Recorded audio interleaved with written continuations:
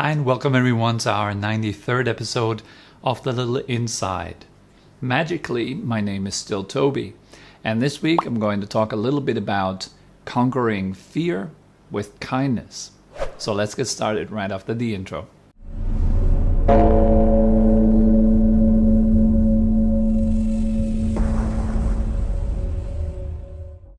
Fear, a state that we all know, a state that we're all very, very familiar with, is a very basic emotion that all beings are experiencing at some level or another at some time or another. Now, fear is based on non-acceptance of what is. Fear can arise in your mind, it can arise in your emotional being, it is reflected in your physical being, in your physical action, your state of health.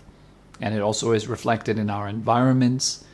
It usually finds expression in various states that we're experiencing. For example, let's say jealousy, the fear of someone else being better than ourselves, or very often, for example, we might be very friendly to a certain person that is driven by the fear that we might lose something that's important to us.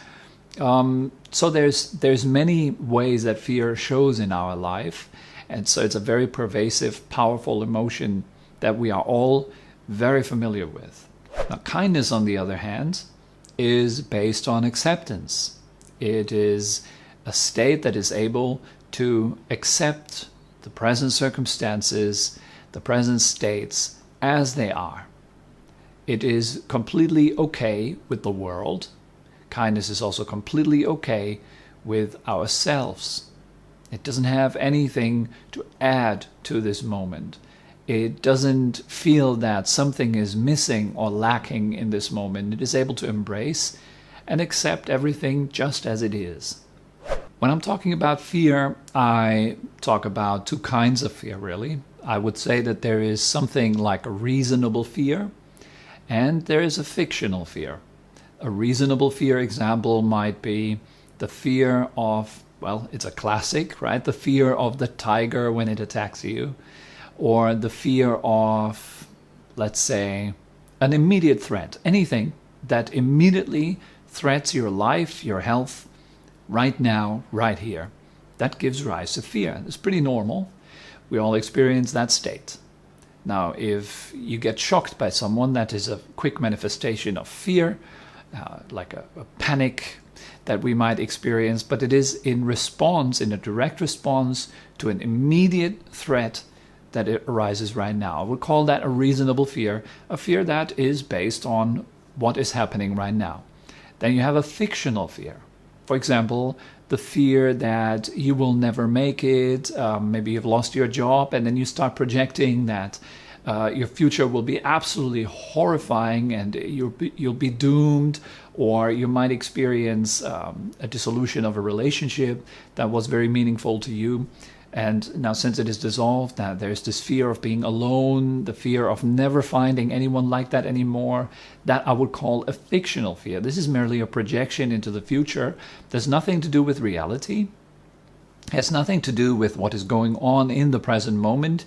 It is purely based on a sort of speculation. We might look at a past situation, for example, the relationship breakup, which lies an hour, a day, or a week behind us. And then we look at that and we deduct from that. And then we project into the future, creating all kinds of stories. You might do that at 2 a.m. at night, like being worried about the meeting in the morning at 9 a.m. For example, thinking that your presentation is not ready, it's not good enough, what will people think, and you probably get fired. And what do you do when you're getting fired? Then you will end up on the street, and once you're on the street, then you will lose your health insurance. So having lost your health insurance, you might have an accident, and then who will cover for that? And then you will go into huge debt, you will become homeless, and then everyone of your family will abandon you and hate you, and so forth and so forth. That is called fictional fear, but it gives a very real experience of fear in our mind, in our emotional being, in our body. And of course, that will also, we project that also out into our actions.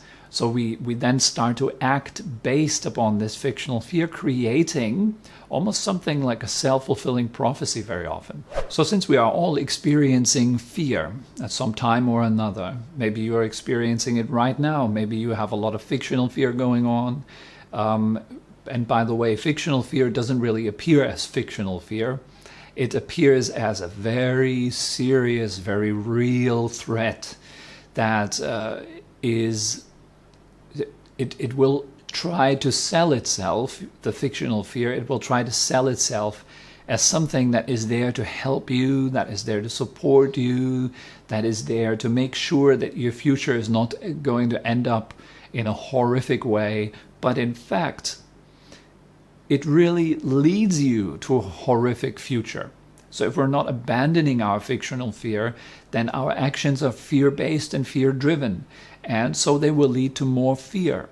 Yeah, this is a problem with fictional fear. So I'm just going to say that, like, as a side note, whenever you're experiencing fictional fear, it will not feel like fictional fear. It will feel very much like a real threat.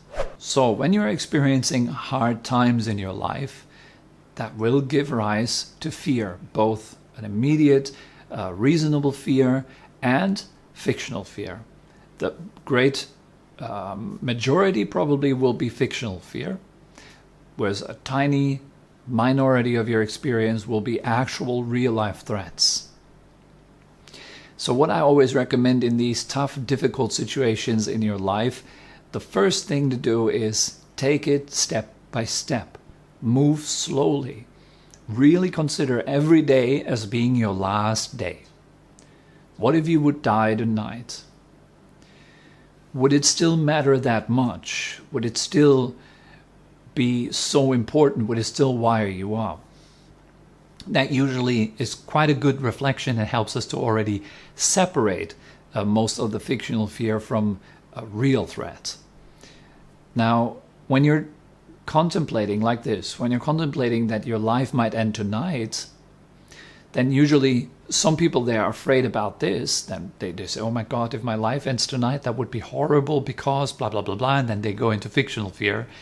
But that's not the point of this reflection. The point of this reflection is to slow you down, first of all, and then to point to what would be important in your life. So if you would indeed die tonight and there was nothing that you could do about it, how would you spend your day?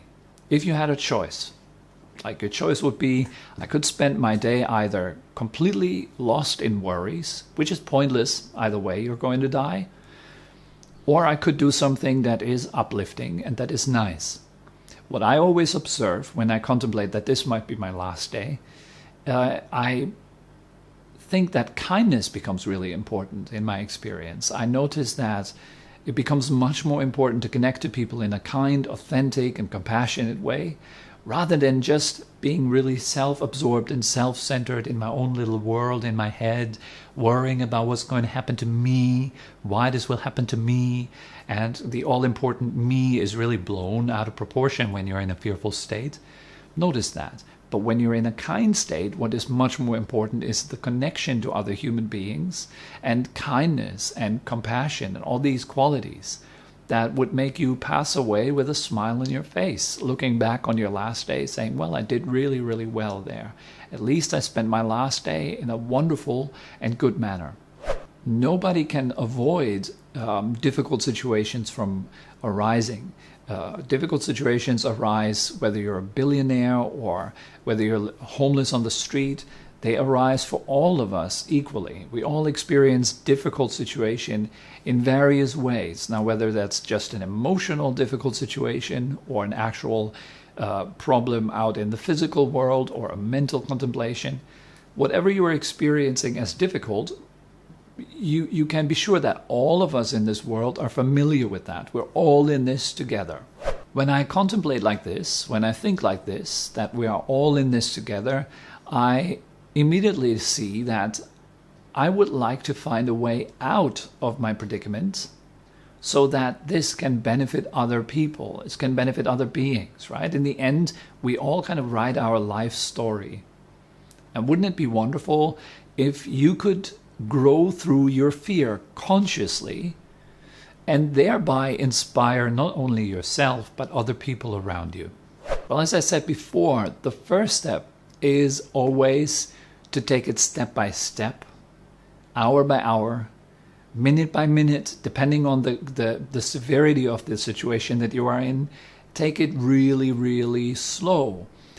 See that you have this day today, and you have the choice to make the best out of it. You can receive your situation any way you choose to receive it. So you can receive it with fear, you can receive it with worry, thereby getting better at fear and worrying. Or you could also receive it and learn to receive it with kindness. Now, how to do that? Well, when you want to receive the situation with kindness, I think it is much more important to receive the fear itself that you are experiencing with kindness. First of all, understand that it's normal to experience the emotion of fear. It's a human emotion. We're all experiencing it. We're all in this together. And right now you're experiencing fear. Welcome it. Befriend it. Give it some space. I'm not saying that you should endorse the state, that you should express the state, that you should somehow act on that state. No, you should actually just accept it. Meaning that, yes, here I am experiencing fear. The feeling, the thoughts, and the experience of fear altogether is like this. Once you're able to host your fear within awareness and kindness, it will gradually start to dissolve, to become less and less intense.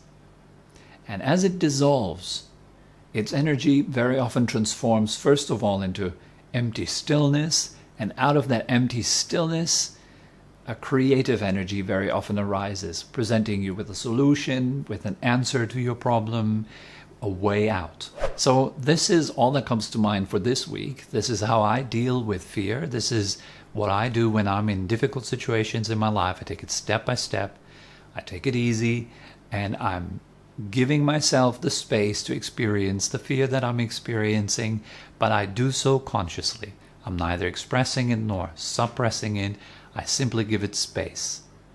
It's counterintuitive. It requires me to actually take some time in difficult situations to make space and time for myself, to become silent, to look at myself, to allow myself to heal, enter silence. And out of that silence, a creative energy very often plays and gives me the answer. Sometimes it doesn't. Then I know there's nothing for me to do right now. Then I just keep taking it easy, going step by step, and just simply repeat, receiving my fear with kindness. So I hope that was meaningful and useful, and you got something out of this. And I wish all of you a wonderful next week. Feel free, by the way, if you have any questions or something like this, you just let me know. You can write them down in the comment section below. Always happy to read your comments. And well, for now I say goodbye and have a wonderful next week.